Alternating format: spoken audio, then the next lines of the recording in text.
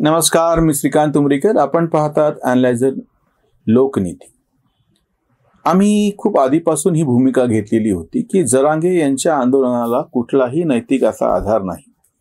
ही मागणी कुठलाही विवेकशील माणूस करू शकत नाही. आरक्षणाच्या बाबतीत अतिशय स्पष्ट कडक अशी भूमिका आम्ही आधीपासून घेत आलेलो आहोत की SC STच्या शिवाय सगळी आरक्षणं बरखास्त झाली पाहिजे. आर्थिकदृष्ट्या मागासांना आरक्षण नावाची गोष्टच चूक आहे, कारण की आपल्याकडे आर्थिकदृष्ट्या मागासलेपण हा आरक्षणाचा पाया नाही.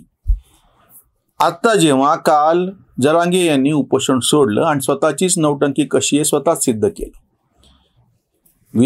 सुशील कुलकर्णींनी आमच्याकडे ॲनालायझर न्यूजवरती अतिशय छान व्हिडिओ केला, जरूर पहा.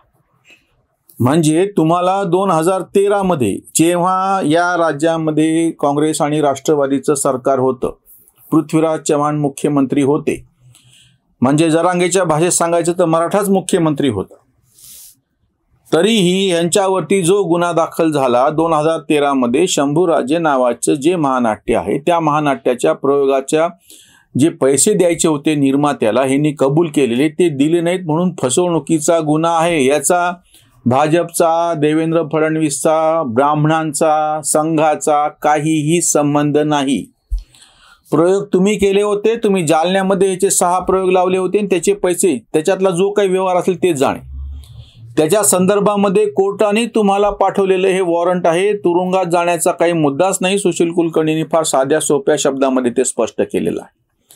आम्ही त्याच्या पुढचा मुद्दा आता उपस्थित करतो, म्हणून हा आवर्जून व्हिडिओ मी करतो. आम्ही वारंवार ही भूमिका घेत आलेलो होतो की आरक्षण ही गोष्ट समाजातला सगळ्यात उपेक्षित, म्हणजे सगळ्यात हा महत्वाचा गोष्ट आहे. नुसतं उपेक्षित नाही, नुसतं मागास नाही, अगदी सगळ्यात उपेक्षित जो वर्ग आहे त्याला देण्याची गोष्ट म्हणजे आरक्षण आहे. सगळेच जर स्वतःला उपेक्षित म्हणून राहिले तर समाजामध्ये मग बाकीचं करायचं काय? ही तुलना केलेली असते दोघांमध्ये. एकाच्या अंगावरती शर्ट आहे, दुसऱ्याच्या अंगावरती शर्ट आणि त्याच्यावरती जॅकेट आहे, तिसऱ्याच्या अंगावरती शर्ट आहे, जॅकेट आहे, परत वरती स्वेटर आहेत, पायात बूट आहेत, मोजे आहेत. या तिघांशी तुलना केली तर ज्याच्या अंगावरती शर्ट आहे तो तुलनेने मागास ठरतो. पण तो जर शर्टवाला कोणी उघड्या अंगा असलेल्याकडे बघून म्हणत असेल तर मी ह्याच्यापेक्षा मागास आहे, ते कितपत योग्य ठरेल? तुम्ही तुमच्याशी कुणाशी तुलना करता ह्याच्यावरती अवलंबून आहे. म्हणून एकूण सगळ्या भारतीय समाजाचा विचार केल्याच्या नंतर जो सगळ्यात उपेक्षित वर्ग आहे त्याच्यासाठी परिमार्जन करण्यासाठी, आपल्या चुकीचं प्रायश्चित्त घेण्यासाठी म्हणून SC STला दिलेलं आरक्षण हा मुद्दा नैतिकही होता, विवेकाच्या पातळीवरती पण स्थिर राहणार होता आणि त्याला संविधानाच्या चौकटीचा भक्कम असा आधार आहे. ह्याच्या नेमकं उलट OBC आरक्षण, मी जबाबदारीनंच वाक्य वापरतो आहे, OBC आरक्षण ही गोष्ट कुठल्याही पद्धतीने टिकू शकणारी नाही. तुम्ही फक्त घिसाडघाई करून ते लांबवत आहात. जेव्हा केव्हा जातीनिहाय जनगणना होईल, जेव्हा केव्हा तुम्हाला कोण मागास आहे कोण नाही हे तुलना करून ठरवावं लागेल, तेव्हा SC STच्या शिवाय बाकीचे कोणीही त्या तुलनेमध्ये मागास ठरत नाहीत, हे लक्षात घ्या. आज मनोज जरांगे यांनी आधी बोंब केली उपोषणाच्या बाबतीत, पुन्हा बोंब केली मी मरून जाईल, त्याच्यानंतर बोंब केली की मला तुरुंगात टाकणार. त्यांना तुरुंगात टाकायला कोणीच बसलेलं नाहीये. त्यांचं स्वतःचं जे पाप आहे 2013 मध्ये, जेव्हा की भाजपचं सरकार राज्यामध्ये सत्तेवरती नव्हतं, त्या काळामधलं त्यांचं पाप आहे. त्यांचंच पाप त्यांना भोवतं आहे. त्यांना फक्त न्यायालयामध्ये हजर राहण्यासाठी नॉन बेलेबल अजामीन पात्र वॉरंट आहे, तुरुंगात टाकण्यासाठीचं नाही. आणि हे बॉम्ब करायला ते मला तुरुंगात टाकणार. त्या देवेंद्र फडणवीस काय वाटेल ते त्यांनी भाषा वापरली. तुमच्या सगळ्यांच्या समोर तो व्हिडिओ आहे, मी ते पुन्हा सांगायची बसायची काही गरज नाही. आणि आमच्या इकडे मागच्या व्हिडिओमध्ये तो वापरलेला आहे. काय चालू आहे? आणि पुन्हा तुम्ही जाणीवपूर्वक भाजपमधले मराठ्यांना मी सांगू इच्छितो, म्हणजे काय, तुम्ही तुमच्या जातीचं इतकं अवडंबर करता आहात. तुम्हाला असं वाटतं का की बाकीच्या जातींनी काय म्हणतील त्याला काय स्वतःचे हात बांधून घेतलेत का? जर तुम्ही अशा पद्धतीनं उघड जातीवादाला प्रोत्साहन देत असाल तर ह्याची प्रतिक्रिया म्हणून बाकीच्या सगळ्या जाती एकत्र का नाही येणार? मी सरळ साधा व्यवहारिक प्रश्न तुम्हाला विचारतोय. जरांगेंनी याचं उत्तर द्यावं की तू ज्या पद्धतीने फक्त मराठा करतो आहेस, मी अरे तुझीच भाषा वापरतो, काही त्यांना कुठल्याही सन्मानाची वागणूक द्यायची काही गरज नाही. जर तुम्ही अशा पद्धतीची भाषा वापरणार असाल त्याची प्रतिक्रिया म्हणून काही ना काहीतरी तो उमटणार ना. मी परत हे उदाहरण देतो. 2014च्या लोकसभा निवडणुकीमध्ये फार मोठ्या प्रमाणामध्ये मुस्लिमांच्या विरोधामध्ये की जे लांगुल चालन अपीजमेंट, जो लाळघोटेपणा मुस्लिम मतांसाठी करण्यात आला होता त्याची प्रतिक्रिया म्हणून फार मोठ्या प्रमाणात राजकीय ताकद आपोआपच भाजपच्या पाठीशी हिंदूंची उभी राहिली आणि 282 मतं खासदार त्यांना मिळाले, स्वतःचं बहुमत. नंतर 303 मिळाले. आताही 240 भेटले तरी मतं 36% जाऊन पोहोचलेली आहेत.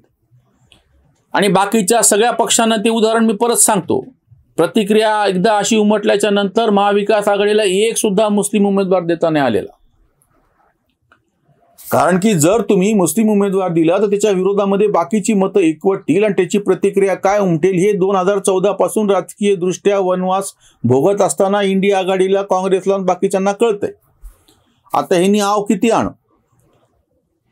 जर अशा पद्धतीनं तुम्ही वागणार असाल आणि त्याला कुठलेही उच्च पदस्थ विचारवंत लेखक, साहित्यिक, कलावंत मराठे जर त्याला आक्षेप घेणार नसतील, माझं ही फार जबाबदारीचं वाक्य आहे, तर याची प्रतिक्रिया म्हणून प्रत्येक मतदारसंघामध्ये जो मराठा उमेदवार आहे त्याच्या विरोधामध्ये अमराठा सगळे एकत्र येतील आणि त्याला पाडतील. ज्या पद्धतीने संपूर्ण भारतभर ओबीसी सारख्यांनी कट्टरपंथी जे राजकारण केलं त्याची प्रतिक्रिया उमटली आणि बाकीचे सगळे त्याच्या विरोधामध्ये गोळा झाले. म्हणजे तथाकथित सेक्युलर म्हणून घेणाऱ्या पक्षाचा सुद्धा मुसलमान उमेदवार निवडून येत नाही. याच छत्रपती संभाजीनगरमध्ये या सगळ्या सेक्युलरांचे काय लाडके असलेले, गळ्यातले ताईत असलेले, आधीचे पत्रकार असलेले इम्तियाज जलील जे चुकून निवडून आलेले होते 2019ला, मी शब्द वापरतोय चुकून निवडून आले होते.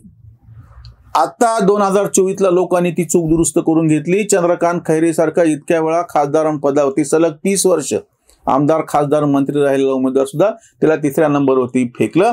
पण प्रतिक्रिया म्हणून निवडून द्यायचं होतं म्हणून ठरवून बहुतांश हिंदूंनी संदीपान भुमरे पाटलांच्या पाठीशी उभे राहिले आणि त्यांना निवडून दिलं. हे या शहरामध्ये घडलेलं आहे. मतदारसंघामध्ये जरांगे अशा पद्धतीनं वायत बडबड करणार असेल आणि त्याला कोणीही रोखणार नसेल तर त्याची प्रतिक्रिया म्हणून अमराठा जे सगळी मतं अमराठा उमेदवाराच्या पाठीमागे उभे राहतील.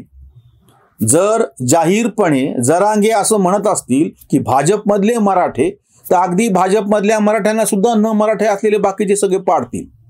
याच पुन्हा मी छत्रपती संभाजीनगरचं आणि या मराठवाड्यातलं उदाहरण देतो.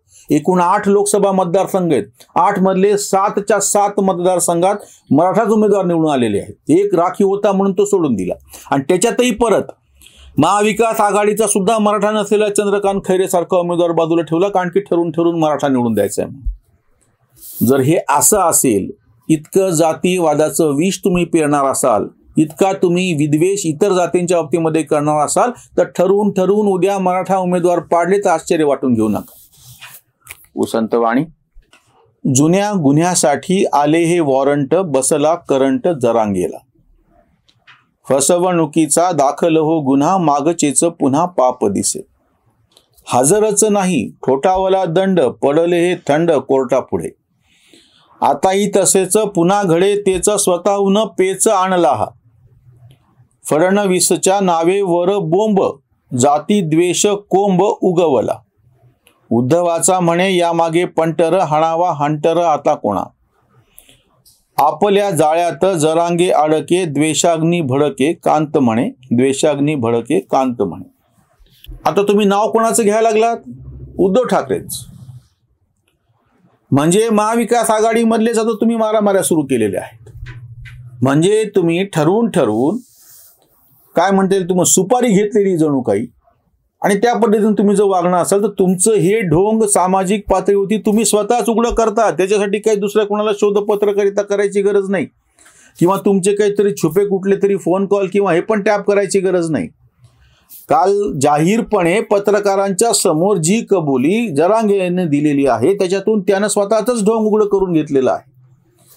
आता तुम्हाला झक मारत न्यायालयासमोर हजर राहणं आहे आणि हे सगळा विषय राहिला बाजूला. तुम्हाला स्वतः तुम्ही जो वैयक्तिक पातळीवरती गुन्हा केलेला आहे आणि तेही छत्रपती संभाजी महाराजांच्या नावावर चालणाऱ्या नाटकातून केलेला आहे, त्या संदर्भामध्ये केलेला आहे. आणि इकडे आव काय आणायला की माझा काहीच गुन्हा नाही, मी तर महाराजांचं अरे नाटक तुम्ही करायला गेले, हे पैशाचं नाटक कुठून आलं आणि त्याचं तुमच्याकडे काय उत्तर आहे? 11 वर्षापूर्वीची गोष्ट आहे आणि तेव्हा सरकार काँग्रेस राष्ट्रवादीचं होतं. काँग्रेसचे पृथ्वीराज चव्हाण तेव्हा मुख्यमंत्री होते. आधी त्याला प्रश्न विचारा की यांच्यावरती मग गुन्हा कसा दाखल झाला. मनोज जरांगेने स्वतःच्या बोलण्यातून स्वतःच ढोंग उघडं पाडले, स्वतःच पितळ उघडं पाडून घेतलेलं आहे आणि आपल्याला कुठलाही ताळतंत्र उरलेलं नाही हे आपणच सिद्ध केलेलं आहे. इथेच थांबूयात. धन्यवाद.